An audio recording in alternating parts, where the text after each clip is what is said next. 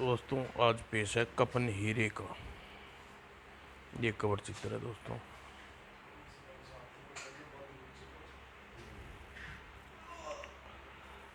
कोटावाला नाम से प्रसिद्ध हीरे व्यापारी सेठ श्याम सुंदर अपने ऑफिस में हीरे की बारीकी से परखने की व्यस्त था।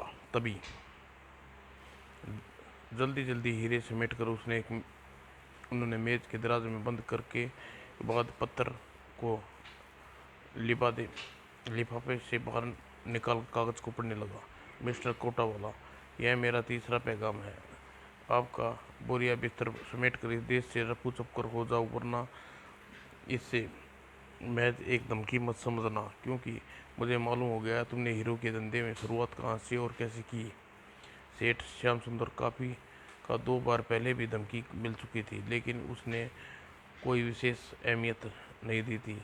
मगर इस बार धमकी देने वाले ने उसकी नाजुक नस को छू लिया था। आखिर किसी को कैसे मालूम हो गया कि मैंने हीरे के धंधे में शुरुआत कैसे और कहाँ से की। सोचते हूँ अपना अतीत अपनी कल्पना में चलचित्र की भांति उभरने लगी। अचानक ओह, इसे भी यहीं गायब होना था। अब क्या करें? ऐसी आंधी में हम कहाँ जाएंगे?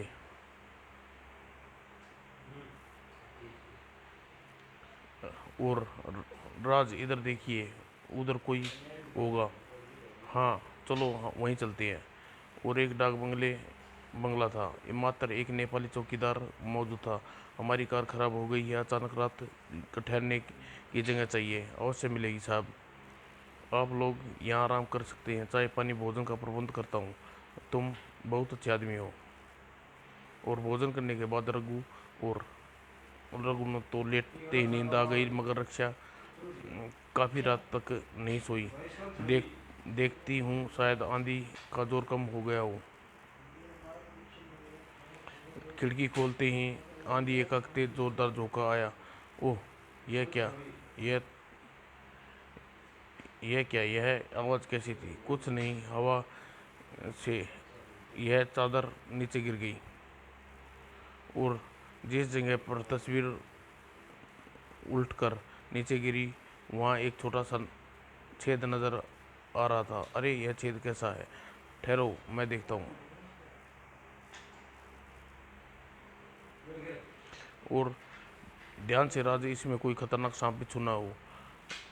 रघुनाथन ने जब उस छेद में हाथ बाहर निकाला तो उसमें से एक मखमली थैली थंबी। और रघुनाथ ने थैली को मेज पर पलटा। तस्वीर गिरने की आवाज़ सुनकर अचानक बहादुर भी वहां आ पहुंचा। ओह, हीरे साहब, ये हीरे, यह मुझे इस छेद से मिले हैं। यह तो अंग्रेज़ों के शासनकाल से ही छिपे गए थे। जनरल गोमा हीरे अमूल्य हीरे हैं। मुझे इन्हें सरकार के हवाले कर देना चाहिए।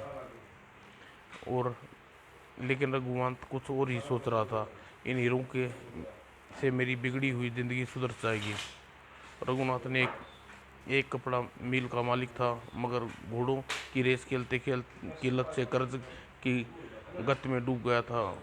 अब वह धंधे से किनारा करने का निश्चय कर चुका था। अतः इसी संबंध में नैनीताल से मिल के शेयर होल्डर के साथ मीटिंग में शामिल होने जा रहा था। रास्ते में कार खराब होने के कारण उस डाक बंगले में ठहरना पड़ा था। अगले ही पल, सुनो, ये हीरे मुझे मिले हैं, इसलिए ये मेरे हैं। मैं इन्हें इसके हिस्से दूंगा। यह आप क्या कह रहे हैं साहब? यह देश की संपत्ति है, आप इन्हें सरकार को सौंपना होगा। नहीं, हरगिज नहीं। मैं तुम्हें पुलिस को खबर करनी होगी।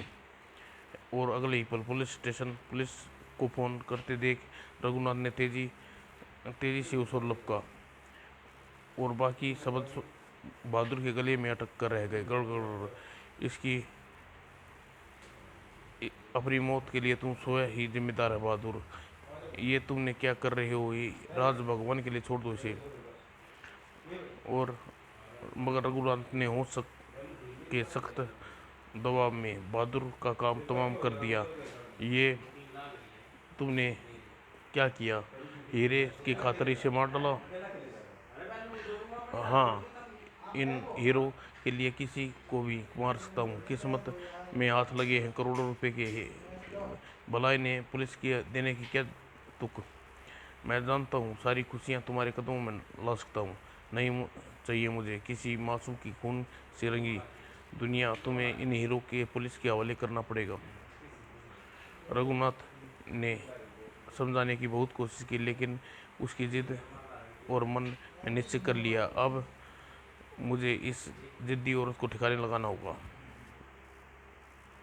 और अगले ही पल इस चोट ने रक्षक का जीवन छीन लिया था। और एक सुनिश्चित योजना के तहत रघुनाथ बहादुर को के कपड़े और घड़ी अंगूठी पहना दी और दोनों लाशों को सड़क के खड़ी अपनी कार की सीट पर डाल दिया। और फिर उसने कार को के पास एक गहरी खाई में धकेल दिया।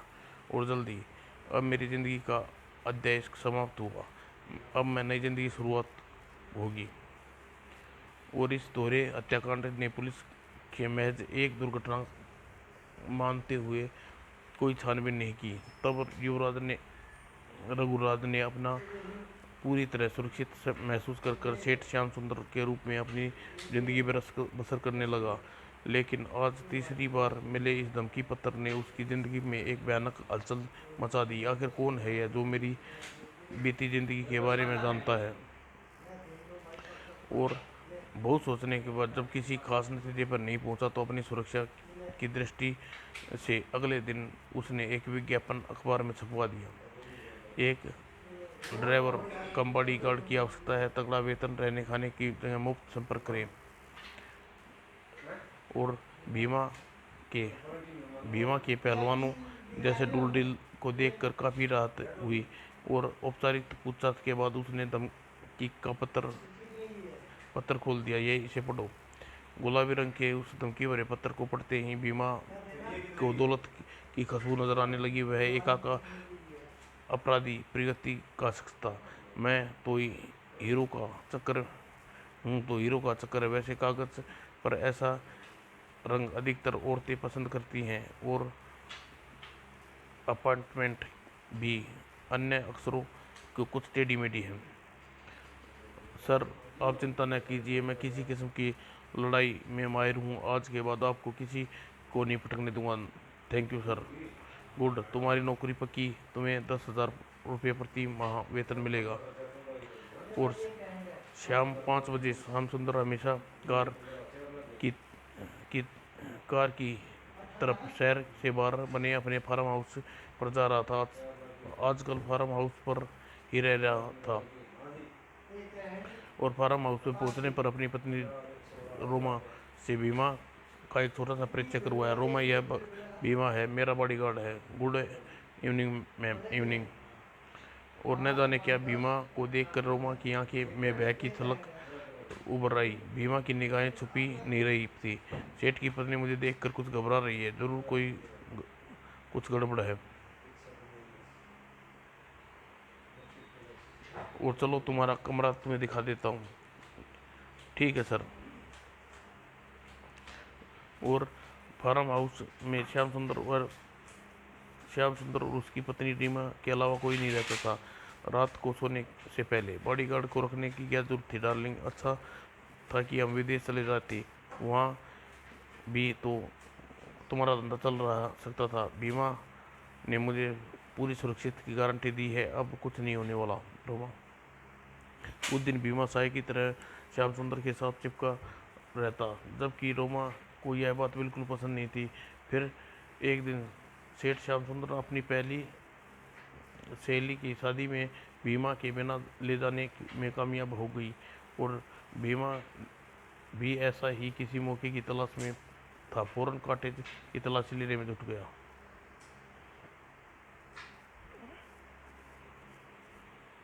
फिर फिर उसने घर के में एक कोना कोना छान मारा, लेकिन उसे पुराने टूटे फूटे सामान भरे कमरे की अपनी वांछित वस्तु मिल गई। कहीं कहीं यही तो टाइपराइटर नहीं है जिससे धमकी वाला पत्र टाइप किया जा रहा था है। और टाइप राइटर के नीचे गुलाबी रंग का कागज़ मिल गया। उसने मशीन में कागज़ डालकर वही मीटर टाइप वही वही मैटर टाइप किया जो उसका माथा ठनक गया। तो यह चक्कर है। शायद रीमा अपने पति को धमकी दे रही है, लेकिन क्यों? पे के टेढ़ा अक्षरों की पहचान है। कै और पे मादिर उसे तनिक भी देर न लगी थी। श्याम सुंदर कार से उतरा। उसके चेहरे पर हवाइयाँ उड़ी हुई थी। वो आंखों में शैतानी थी। बीमा तुम यहाँ मेरे साथ रहोगे? क्या हुआ? तुम इतने घबराए हुए क्यों हो? उसने बीमा को टाइप किया हुआ एक धमकी भरा पत्र रोमा को पकड़ा दिया। ये पढ़ो मिस्टर कोटरवाला, मेरी धमकी कोई धमकी नहीं। समझबूझकर बहुत बड़ी गलती की है तुमने। इसे मौत तुम्हारे बहुत करीब है, अतः तुम सावधानी तुम्हारे मौत के मुंह में ले जाने से नहीं रोक पाएगी। और रोमा के तोते उड़ गए। उसकी शरारत, यह किसकी शरारत हो सकती है? कहीं बीमा की तो नहीं? लेकिन इसका मतलब इन्होंने वह टाइपराइटर ढूंढ लिया है। खैर, देख लूँगी इसे भी। और रात को श्याम सुंदर बीमा के अपने कमरे में ही रुकने का कहा। मौत के कोपनाक से उसे नींद भी नहीं उड़ा दी थी। अब मुझे यहाँ से भागना पड़ेगा, वरना वो मुझे मार डालेगा। आपको कुछ नहीं होगा सर, ये गोली लीजिए और नींद आ जाएगी। ठीक है, जाओ। और बीमा ने नींद की गोली में बेहोशी की दवा दी और जिसे खाते ही वह बेहोश हो गया काम से।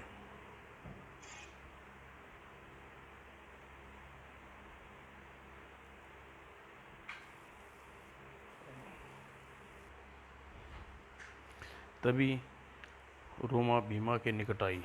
तो यह सब तुम्हारी शरारत था? हाँ, बस तुम्हारी शरारत को रिपीट करना ही किया है मैंने।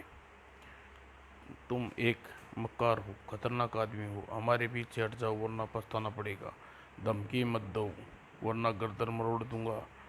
तुम बताओ किस फिराक में हो?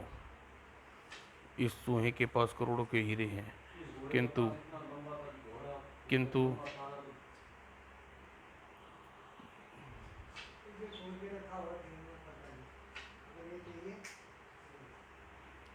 मैं जानती थी यह देश छोड़ने के लिए इसलिए धमकाती थी कि देश छोड़ते समय हीरे अपने साथ ले जाएगा।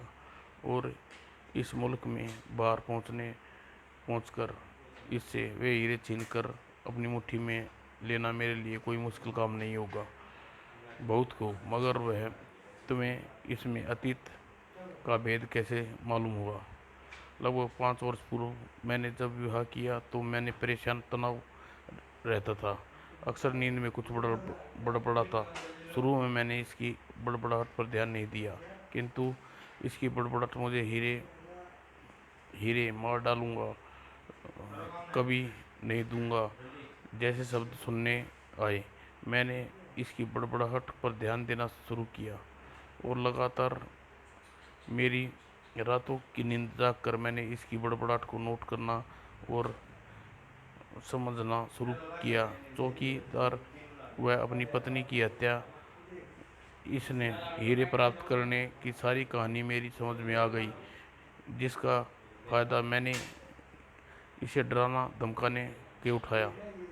खुद खूब अक्लमंद है, नई दिलेर भी है। बीमा को कुछ अटपटा सा लगा, मगर फिर भी उसने सर स्वीकार कर ली। मगर ठीक है, लेकिन यदि तुमने धोखे देने की कोशिश की तो अंजाम तुम स्वयं जिम्मेवार होगी। यकीन रखो, मैं ऐसा कोई नहीं करूँ कुछ नहीं करूँगी। अगली सुबह श्याम सुंदर ऑफिस में। लाली, मैं तुम्हें एक बहुत बड़ी जिम्मेवारी सौंपना चाहता हूँ। आप हुक्म कीजिए बॉस। मुझे तुम्हें ब्रीफ केस में मखमली कपड़े में लिपटा एक पैकेट निकाला और लाली को हवाले करते हुए बोला, तुम इसे अपने पास रखो, कल दुबई जा रहा हूँ। अगर मुझे कुछ हो जाए तो फिर इसे अपना ही समझना, पर हाँ, मेरे जीवित रहते इसे खोलने की कोशिश मत करना। जी, बहुत अच्छा। लाली ने पैकेट सौंपने के बाद उसने राहत की सांस ली और ऑफिस से बाहर आ गया। बीमा, इस गाड़ी को रखो और बैंक चलो। Yes sir. और बीमा का माथा ठनका। ऑफिस आते समय उनने पर्सनल ब्रीफकेस उठाया और ब्रीफकेस में उसे हिलाता हुआ सामान महसूस हुआ। अब उसे ऐसा लगा कि ब्रीफकेस में कागजों के अलावा कुछ नहीं है। ज़रूर इसमें हीरे रहे होंगे जो उसने अपनी सेक्रेटरी लाली को दे आया हुआ। श्याम ने यह बात उसे रोमा को बताई और खुशी से झूम उठी। तुम्हारा अनुमान सही है, वह कुतिया उस पर ज़्यादा ही विश्वास करता है। तुम उस समय दबाव डालकर उसे हीरे प्राप्त कर सकते हो। हाँ, अवसर मिलने पर कोशिश करूँगा। और दूसरे दिन सुबह एयरपोर्ट पर, गुड इवनिंग सर, मिस्टर टोटेवाला। हीरे का धंधे से सिलसिले में मैं अक्सर बाहर जाया करता हूँ, अतः एयरपोर्ट के कर्मचारी से अच्छी जान पहचान हो गई थी और उसे और उसे दुबई जाते समय बीमा ने लाली के घर में दबोचा। यदि अपनी खैर चाहती है तो हीरे तुम्हें श्यामलाल सुंदर ने दिए मेरे हवाले कर दो, वरना तुम्हें मार डालूंगा। हीरे? कौन से हीरे? उसने इनकार पर हाथ उठा दिया बीमा ने लाली पर, और लाली बुरी तरह पिटते पिटते रहने के पर भी उसने जुबान नहीं खोली, अतः वह बेहोश हो गई। बीमा ने सारे दफ्तर की तलाशी ले डाली मगर उसे कुछ नहीं मिला, अतः बाहर आकर हारे हुए जुआरी की तरह वापस फार्म हाउस में लौटा। तुम बताया उसने? नहीं, वह पक्की नमक हलाल है। मैंने सारा थान मारा पर वह हीरे नहीं मिले। तुम चिंता मत करो, इस बार श्याम सुंदर से हीरे हासिल करूंगा, और चाहे इसके लिए मुझे उसका कत्ल ही क्यों न करना पड़े। सच बीमा? और श्याम सुंदर जब कई दिनों बाद दुबई से वापस लौटे तो उसका स्वास्थ्य ठीक नहीं था। कई महीने से बीमार का रोगी की तरह वह अपनी आंखें अंदर धसी हुई थी और चेहरा हल्दी की तरह पीला था। बीमा, लाली फ़ोन करने पर जल्दी ही यहाँ बुलाओ, उसे कुछ ज़रूरी बात करना चाहता हूँ। वह अपने हीरे लेकर चंपत हो गई है। उस पर विश्वास करने कर आपने बहुत बड़ी गलती की। तुम्हें यह अगले ही पल कवि ने उस पर नहीं, तुम पर विश्वास करके मैंने गलती की है। और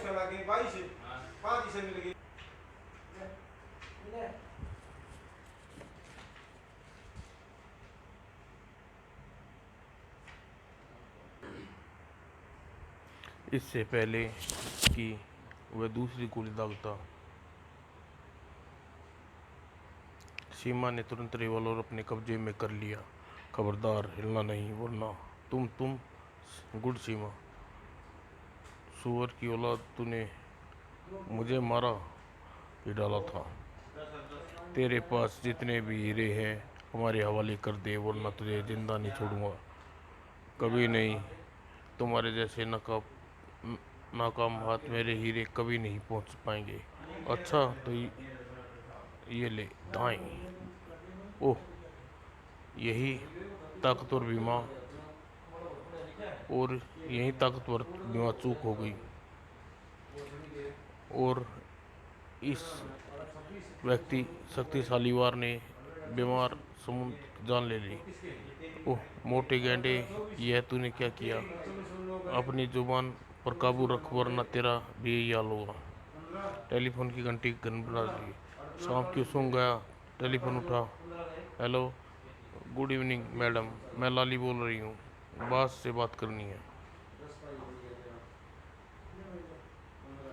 लाली की बात सुनकर तेज झटका लगा रोमा को, साथ ही उसकी जुबान लड़खड़ा गई। मगर क्या मैडम, क्या बात हुआ?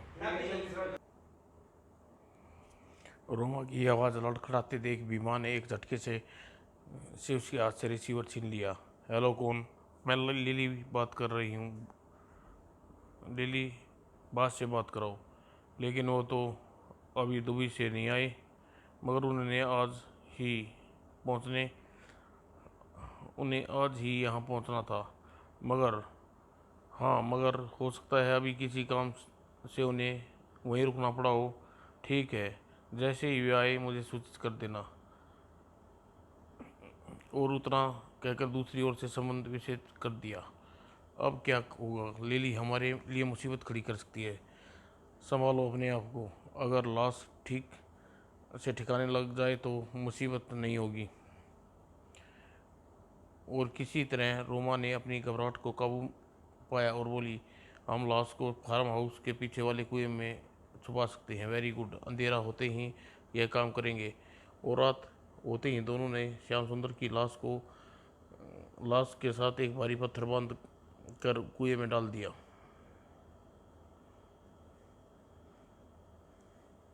हीरे की समस्या जहाँ की वहाँ ही रह गई थी, मगर बीमा चुप रहने वाला नहीं था। अगले ही पल वह एक बार में लिली के पास पहुंचा। सुनो, मैं बहुत ही खतरनाक आदमी हूँ। सच सच बताओ, दुबई जाते समय सेठ में तुम्हें क्या दिया था? उन्हें मुझे कुछ नहीं दिया था। उनके आने पर तुम उनसे खुद पूछ लेना। जबकि जब जबकि बीमा एक कत्ल कर चुका था तो उसे अपना गुस्सा रोकना कठिन हो गया। अगले ही पल क्रोध से उबल उठा। कमीनी जलील, जिस थाली में खाता है उसी में छेद करता है। अगर तू इसी तरह सेठ की वफादार बनी रही तो तेरा पेट चीर दूंगा।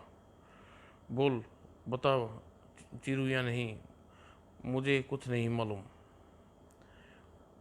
और फिर जैसे ही भीमा चाकू की नोक हल्का सा दबा डाला। ओह, बताती हूँ, पहले छोड़ दो मुझे। आई न रास्ते पर। और भीमा लिली के पेट में चाकू हटा दिया।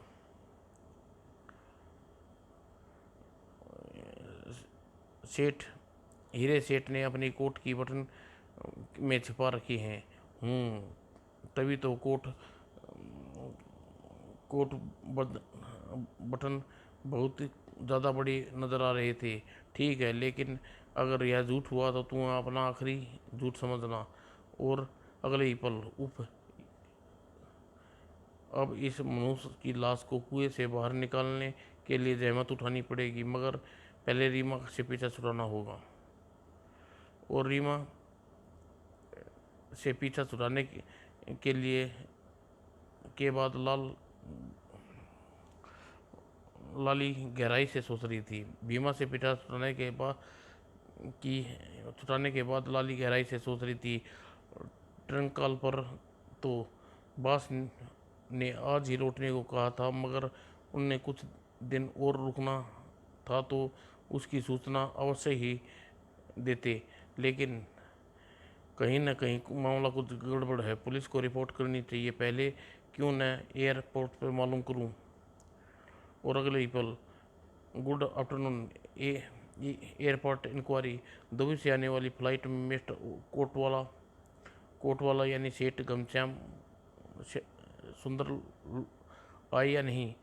और कुछ ही पलों में लाली इंक्वायरी से जवाब मिला, वे कल ही फ्लाइट से आ चुके हैं मैडम। ओह।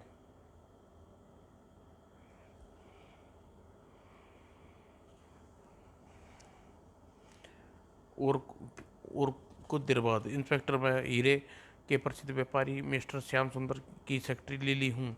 वे 5 दिन के पहले दुबई गए थे और दोपहर को ही वे यहाँ पहुँच गए, मगर उनके बॉडीगार्ड का कहना है वे अभी तक घर नहीं पहुँचे हैं। कौन है इसका बॉडीगार्ड? भीमा बॉस। वह कुछ ही दिन पहले बॉडीगार्ड का काम और ड्राइवर के रूप में रखा गया था। गुंडा दिखने वाला एक खतरनाक किस्म का आदमी है।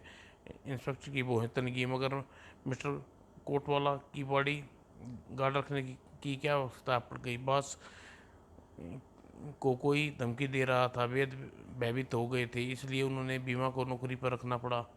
ओके मैडम, आप एफआईआर दर्ज करवा दीजिए, बाकी हम निपट लेंगे। Thank you. और उधर फार्म हाउस पर लिली बहुत तेज और तराकोरत है। उसने हीरे के बारे में कोई टिप नहीं दी। वह सेठ के गायब हो पाकर वह पुलिस को रिपोर्ट कर देगी और पुलिस के खोजी कुत्ते सेठ की लाश को ढूंढते हुए ढूंढ ढूंढ निकालेंगे। कल ही शाम तक यहाँ से फुट रहा हूँ। तुम भी अपना बोरिया बिस्तर समेट कर उसकी लाश मिलने से पहले ही यहाँ से कूच कर जाना चाहिए। ठीक है, हम दोनों कल ही यहाँ से अपने अपने रास्ते हो जाएंगे।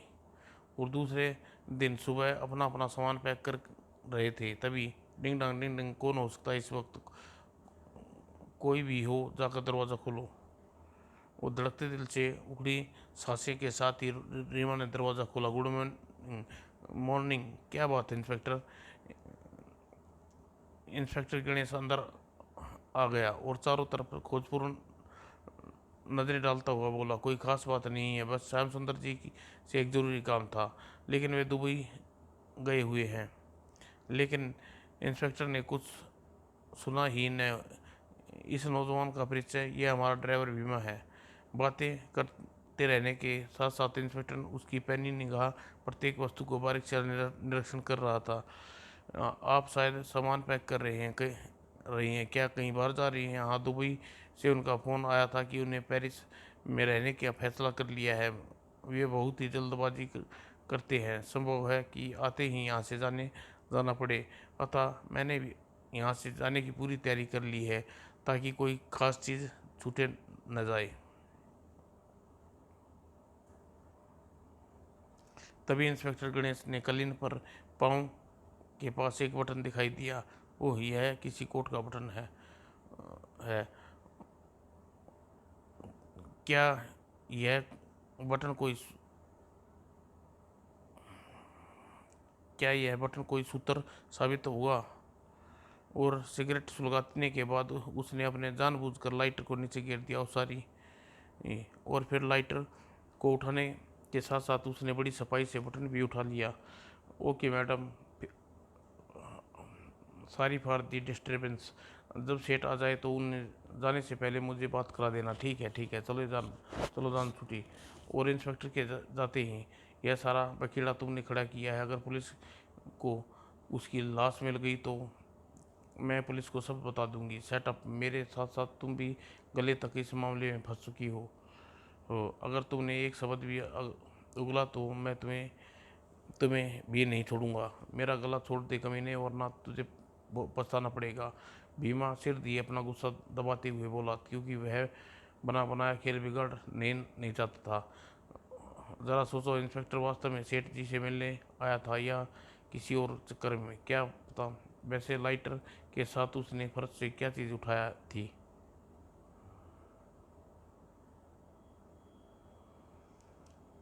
लेकिन हमें इससे क्या फर्क पड़ता है? जब तक पुलिस अपनी लाश तक न पहुंचे तब तक यह हज़ारों मील दूर रहेगी।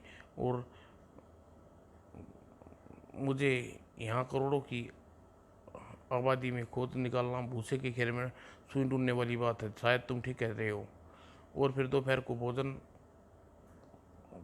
भोजन करने के बाद उन्होंने अपने फार्म हाउस छोड़ दिया। बीमा, ओके, गुड लक, तुम्हें भी गुड लक। और शहर में जाकर बीमा एक लंबी रस्सी और लोहे का हुक खरीद लाया। अब मुझे कुएं से आसानी से निकाल लूँगा। और मुझे श्याम सुंदर का फार्म हाउस में यह बटन मिला है। क्या तुम यह बता सकती हो किसका बटन है? यह तो बॉस का कोट की बाह का बटन है। ज़रूर उसके साथ कोई दुर्घटना घट चुकी है। खैर, तुम चिंता मत करो, वह मोटा भैंसा बच नहीं पाएगा। तो बराबर ही हमारी निगरानी में है। और बीमा पर नज़र रखने के लिए इंस्पेक्टर गणेश ने सादे कपड़े पहले हवलदार की ड्यूटी लगा दी थी। और जब बीमा इस खतरे से अनजान अपने काम में लीन था, अब सारे हीरे मेरे अकेले के होंगे।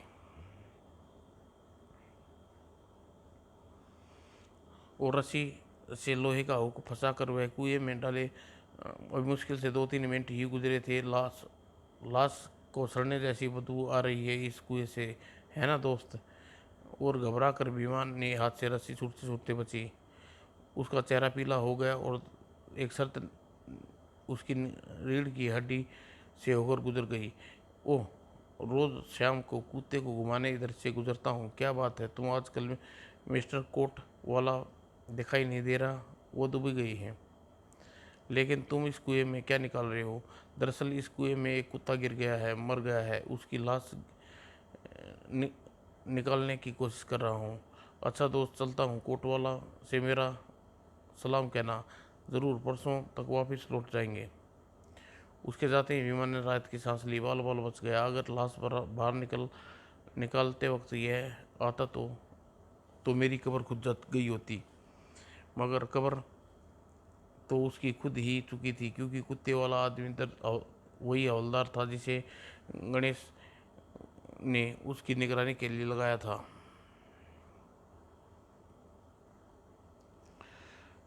लेकिन अपार दौलत और सुखद कल्पना के साथ ही बीमापुर कुएं की तह में पड़े घनश्याम की लाश को हुक्म में फंसाने की कोशिश करने लगा। फंस गया बुड्ढे, अधिक परेशान मत कर। और जल्दी ही सफलता मिली। ओ माफ़ करना बॉस, मुझे थोड़ा सी तकलीफ हो दे रहा हूँ। और लाश की बुरी हालत देख, मगर कोट सही सलामत है।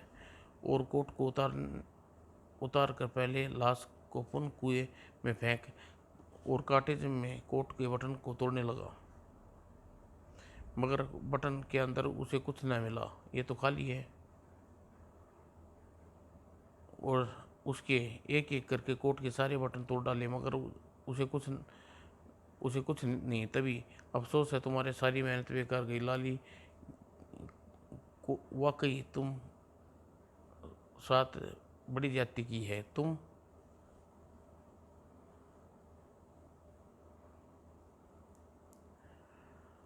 हाँ, तुम्हारी बातों में मैं समझ गई थी कि तुम लाली से ज़रूर तुमने कुछ बताया है। यदि तुमने मुझे यह बात बता दी होती तो कुएं में घनश्याम की लाश निकालने की जहमत तो नहीं उठानी पड़ती, क्योंकि मैं जानती थी हीरे कम से कम कोर्ट में नहीं होंगे।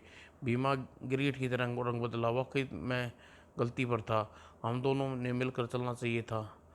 लेकिन तुमने कुछ भी अनुमान नहीं कि हीरे कहाँ हैं।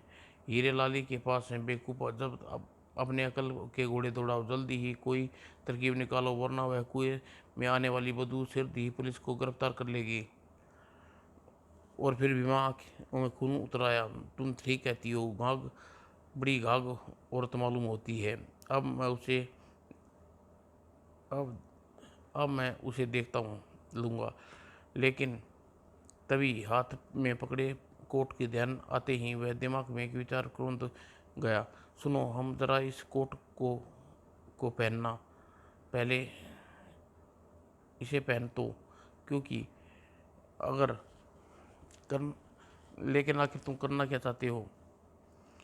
न चाहते हुए भी सीमा ने कोट पहन लिया। वाह, तुम सेठ क्या श्याम सुंदर बन सकती हो क्या? हाँ बिल्कुल।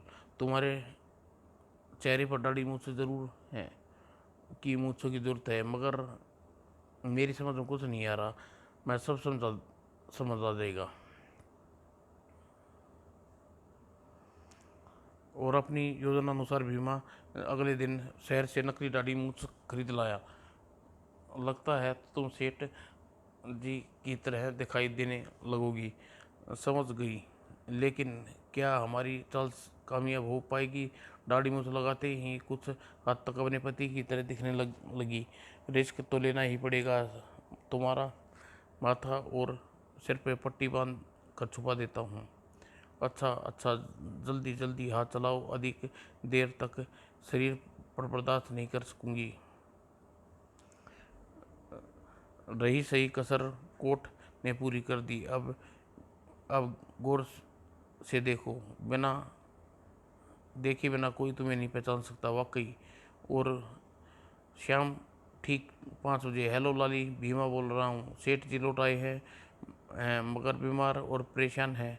अगर आज शाम 7 बजे फ्लाइट से वे हमेशा के लिए फ्रांस जा रहे हैं। उन्होंने अपना दिया हुआ सामान लेकर एयरपोर्ट पर मिलने को कहा है।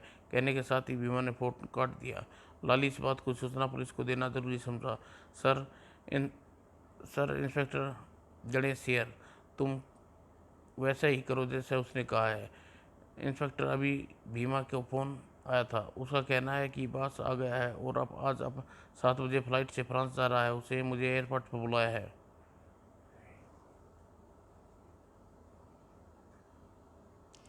योजना अनुसार भीमा साढ़े रोमा 6:30 बजे एयरपोर्ट पर पहुंच गए और काली मस्जिद से उतरकर श्याम सुंदर के वेश सिर झुकाए ही रोमा अंदर की ओर बढ़ गई। ओह, ये तो सचमुच बास आ गई हैं।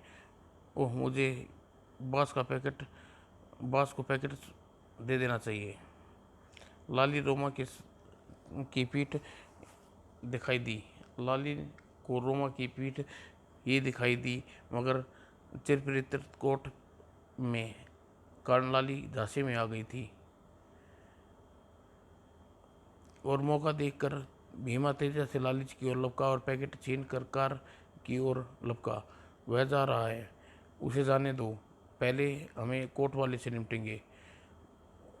रोमा ठीक कहती है। लाली आखिर वक्त पर हीरे बाहर निकाल ली। अब मुझे सिर दी यहाँ से चले जाना चाहिए। और वह कार फार्म हाउस की बजाय उनने कार का रुख अपने एक दोस्त की खोली की ओर मकान की ओर मोड़ दिया।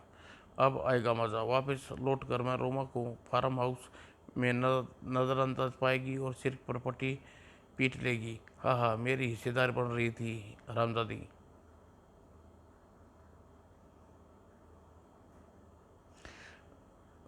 वह हीरो के दर्शन करने के लिए मरा जा रहा था, लेकिन खाली मकान में पहुंचते ही उसने पैकेट को सिला मखमली कपड़ा उधेड़ दिया। हे भगवान, इतनी भागदौड़ बस इस किताब हाथ लगी। लेकिन उसने किताब के पन्ने पलटे और वह खुशी से झूम उठा, लेकिन इससे पहले ही वह समेट पाता। बस जाओ, वहीं खड़े रहो, यह किताब नीचे रख दो, चुपचाप हाथ खड़े कर लो, मैं तुम्हें शूट कर दूंगी। हैं तुम यहाँ?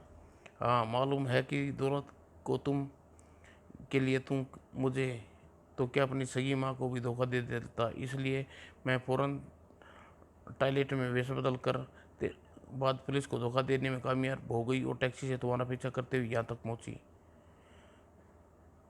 अब तुम मरने के लिए तैयार हो जाओ। नहीं नहीं रोमा, मुझे धोखा देने मेरा कोई इरादा नहीं था। गोली में चलाना, मैं तुम्हें 1/4 हिस्से पर ही सब्र कर लूँगा। नहीं नहीं नहीं, तू इस लायक नहीं है, इसलिए तुझे हीरे नहीं मौत मिलेगी।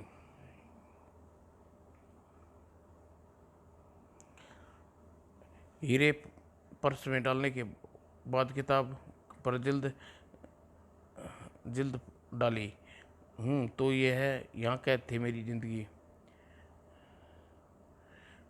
और अगले ही पल उसने उसे छिपाया गया और रक्त जनित चाकू को फोटो पा लिया।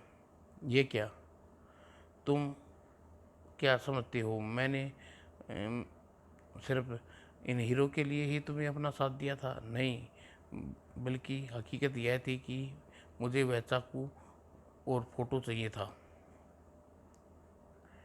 मैं जानती थी श्याम सुंदर ने चाकू और फोटो इस बेशकीमती हीरो के साथ रखा होगा। 5 साल पहले हाथ से इस आदमी का खून हो गया था और श्याम सुंदर ने मौके पर फोटो खींचने में कामयाब हो गया। इसी कारण उसने शादी करनी पड़ी। बस तब से मैं आज तक उसके हाथों की कठपुतली बनी हुई थी। रोमा का ध्यान चाकू और फोटो की तरफ था। पूरा वाक्य भी न कह पाई थी कि भीमा ने तुरंत इस मौके का फायदा उठाया और अगले ही पल बाजी भीमा के हाथ में थी। कहो कैसी रही तुम्हारी अमानत? मिल गई, इसलिए अब मेरी अमानत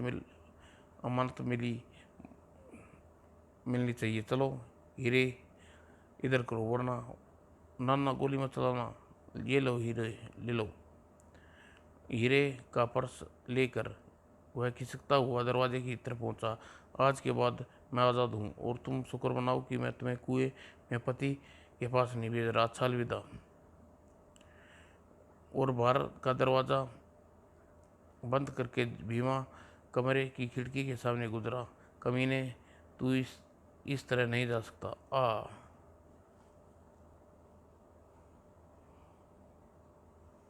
रोमा ने खूनी चाकू एक बार फिर खून से रंग गया।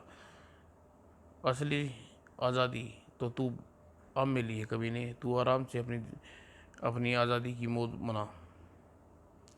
लेकिन अभी मरा नहीं था भीमा।